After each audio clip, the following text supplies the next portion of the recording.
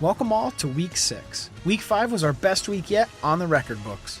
A quick look back at our Week 5 records. Combined, we went 9-1 straight up and 9-1 against the spread. Billy continues his recent found success and dropped our first 5-0 week in both categories. And again, our records on the season. We both now have a nice cushion over 500. Throughout the season, we want to see this around 70%-ish. Last week's question of the week asked the viewers, will the Texans win the AFC South? Here are my favorites for each side of the spectrum. Domino Minecraft does not think that the Texans will be able to hold on, as J.J. Watt is out and the Jaguars have more explosive weapons on offense, keying the Texans to take second in the AFC South. On the other hand, Justin Verasti claims that the Texans will defiantly win the division, claiming the Colts have no offensive line, the Titans head coach is wrong for Mariota, and the Jaguars are just a complete mess. He goes as bold to say that they would finish out 10-6 with no other AFC South team winning at least 10 games. Well, folks, congrats to those who were featured, and good luck to everyone for this week's question of the week. Let's get into the games. The first game we take a look at is the AFC West showdown on Thursday night, when the Denver Broncos travel into San Diego to take on the Chargers. I'll tell you what, man, the Chargers are complete crap this season. They're like the Giants of 2015, holding on to leads and keeping it close and then losing in the last 2 minutes. There have been plenty of chances for the Chargers to go off on teams, but they just have not been executing their plays properly on all sides of the ball. Bringing a team that saw their undefeated record get taken out by Atlanta the week before, with Trevor Siemian at the helm and Gary Kubiak in the hospital, the Broncos will make this one personal. Take the Broncos to win and it will be more than a field goal. The Broncos have won 9 out of the last 10 matchups against the Chargers by an average score of 9 points. The Broncos are also riding a 5-game win streak against the Chargers. This one should be easy money. All right, I have the Denver Broncos minus 2.5 against the San Diego Chargers. The San Diego Chargers just can't seem to get out of their own way. They find a new way to lose every week. The Broncos are coming off a loss, and I think they have like 17 straight road division games won, which is incredible. It's a NFL record. So they go on the road against division opponents and win. Trevor Siemian should be back in this one. The offense should go back to playing the way they were before. C.J. Anderson finally going to have a big game after a couple weeks of not, and I have the Broncos winning this one fairly easily. So take the Denver Broncos minus 2.5 and straight up. Our second matchup is going to prove to be a real barn burner when the Browns, unknown who will be QB, go into Tennessee to take on the Titans. Cleveland really just can't catch a break after losing 4+ quarterbacks to injury this season. And the Titans, they're coming off an impressive double-digit road win against Miami. I know 8 points seems like a lot to give the Titans, but their defense has been solid and DeMarco Murray has been their diamond in the rough this season. I gotta pick the home team in this one and take the points. I'm thinking this one ends up like 34-24, some high-scoring matchup like that. No one is really going to pay attention to this game anyway. It's funny because it's true. I like the Cleveland Browns plus 8 versus the Tennessee Titans. I just don't think the Titans are going to be able to beat the Browns by 8. I do have them winning this game, but I think it'll be fairly close. The Browns haven't been actually too bad. Despite not winning a game, they actually been in the games late, except for the Patriots last week. But, Tom Brady coming back, you could expect a blowout in that one. Kessler and McCown might be back for this game. I think one of them will be the quarterback, so it's not going to be an unknown guy playing. So take the Cleveland Browns plus 8, but the Tennessee Titans straight up. Our third game takes a look at another AFC West matchup when the Chiefs head in to take on the 4-1 Raiders. The Chiefs, on the other hand, seem like they're playing to lose. They got obliterated by the Steelers before entering their bye week, which I'm sure they fixed a lot of things. Again, in this one, I gotta take the home team. Oakland is just too much of a threat on offense to let a division game slip out of reach. The last 12 games were won by more than 2 points, and the records sit at 6-6, so it's pretty much a coin flip. I'm hoping this is the one Chiefs game I can actually get right this season. I have the Kansas City Chiefs plus 1.5 against the Oakland Raiders in this one. I think the Chiefs coming off a embarrassing loss against the Steelers and then coming off their bye, they'll be fresh. I think Jamal Charles had an extra week to heal up. He'll be a big factor in this one. The Raiders have been getting off to pretty good leads and then blowing it, and they've been just barely winning. So I think that it's going to bite them in this one. So I like the Kansas City Chiefs plus 1.5 and straight up.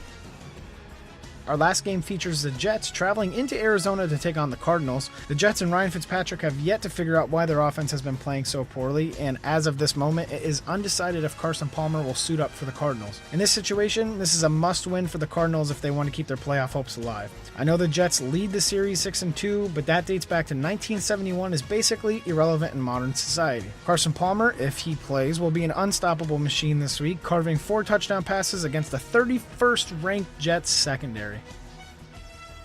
I have the New York Jets +9 against the Arizona Cardinals. This is a game between two desperate teams that need to win, so I think it'll be a pretty close game. The way the Arizona Cardinals have been playing, I just don't see them being able to beat a Jets team by 9. The Jets have a pretty strong front, so they might be able to stop David Johnson in the run game. Rivas should be back for the Jets, and I know he hasn't been playing well, but he's still a threat back there. So take the Jets +9 and the Cardinals straight up.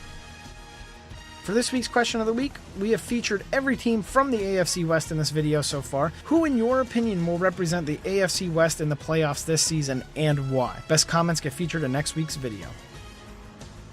My upset pick was spot on last week, again, and I improved to 4-1 this season in upset games. For this week, I'm just going to keep riding the recently found success of Matt Ryan and the Falcons. This will be the 3rd week in a row I'm taking the Dirty Birds. I'm quite shocked and upset that the Seahawks are favored by 6 points. I know Seattle is coming off a bye week and Atlanta got a hard-fought win in Denver, but 6 points is way too many to give Seattle.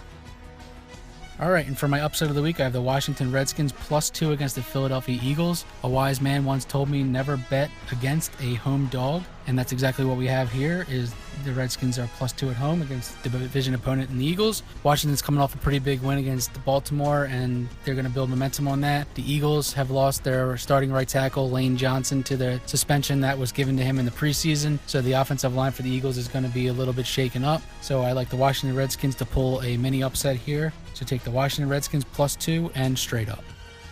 And here's the rest of our picks for Week 6.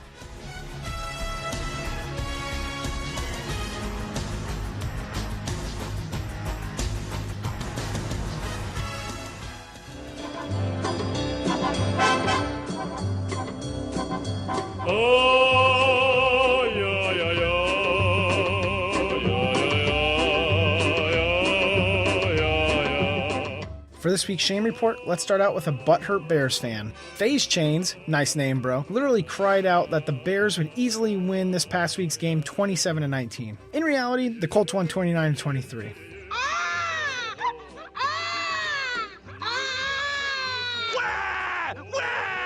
You like that? Huh? You like that? Vegaless then said, "This is what happens when people fall in love with offense. You clearly not paying attention." Nice English, bro. Don't take the Patriots or the Falcons. I'm sorry, sir, but are you sure you weren't the one that needed to pay attention? I was talking to that squirrel over there. Oh.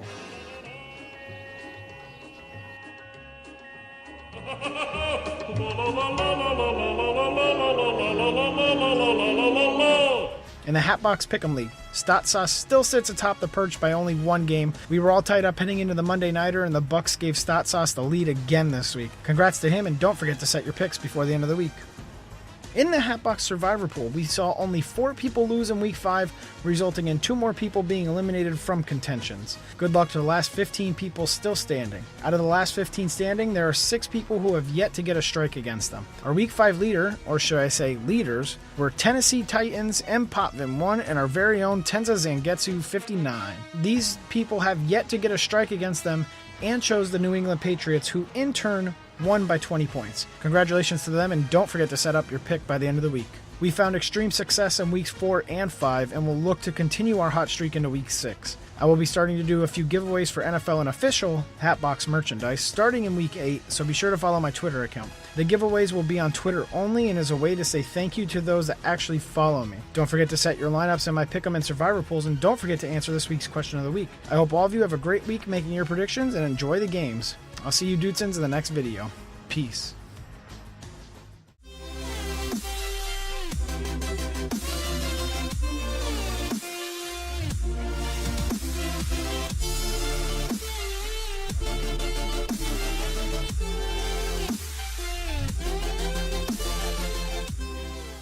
Funny, 'cause it's true.